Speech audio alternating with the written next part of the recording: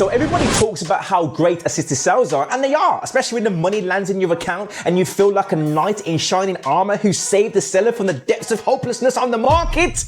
But nobody tells you what can actually go wrong. I've done 3 assisted sales up to date from start to finish, documented everything on YouTube, but I'm going to share with you what isn't shown. So by the end of this video, you know how to manage the risks, what to look out for, and what to completely avoid, whether you're a seller thinking about doing a deal with somebody or you want to be a future knight in shining armor. Let's get into it. Yes, sir. Firstly, if you do not know what an assisted sale is, it's basically where you joint partner up with a seller who's struggling to sell their property for whatever reason, and you help them sell it and cash in. This is not the video to go in depth about the topic. If you want to find out more, go check out this video after you've watched this one. The first risk is hidden debts and charges against the property. Now, typically the biggest debt against the property would be a mortgage lender. So if you want to find out who that is, either ask the seller or go onto the land registry, download the title deeds for that property, and all shall be revealed. But not only that, you'll be able to get some insights to find out if there's other creditors with secured loans against the property. Now, when it comes to the mortgage company, your obligation is to find out what the outstanding balance is on that mortgage and if they are in arrears, because there's no point agreeing a certain price when they owe more to the bank. No deal.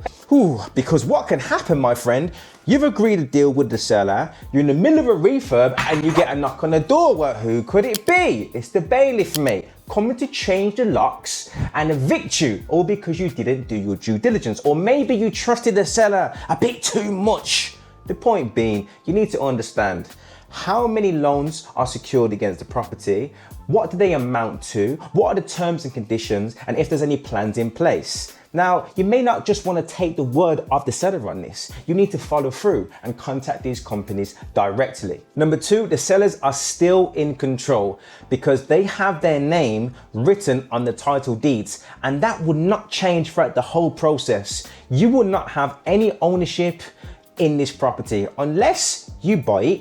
That's it.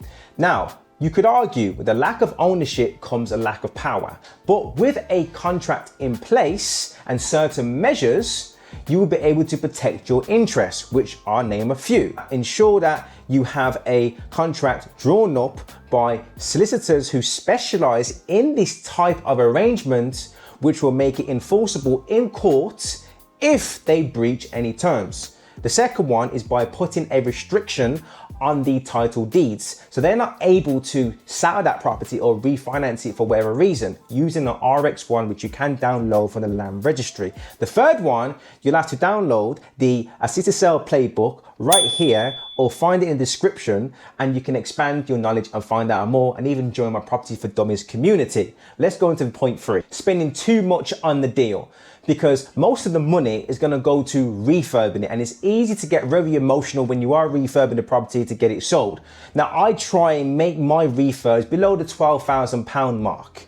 Now, that is crazy compared to how my first deal went, where I spent £7,500 to pay off the arrears to prevent a family from being repossessed. And then I had to spend money on the refurb, but that's because I was overly emotional about getting my first deal. But now I try not to over leverage myself, because ultimately it's not my property. So you have to protect yourself and protect the funds that you put in, just in case things go left. Number 4, the wrong legal paperwork, because you can spend thousands of pounds on the refurb, and if things go wrong, what happens?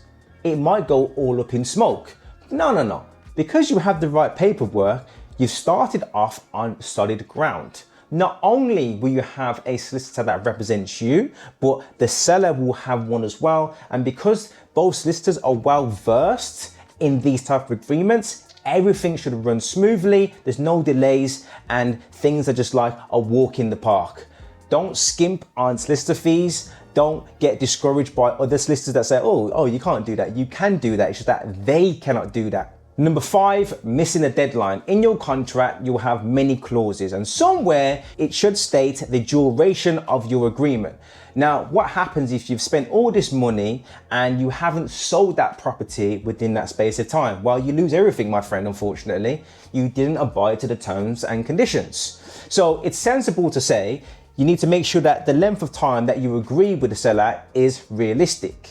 Now, you can sell the property within 6 months. It can go hunky-dory, but it may not. So be realistic with the length of time. Now, the problem with flipping property is that it's tied to a lot of other things. Mortgage approvals, buyers might fall out of bed and change their mind.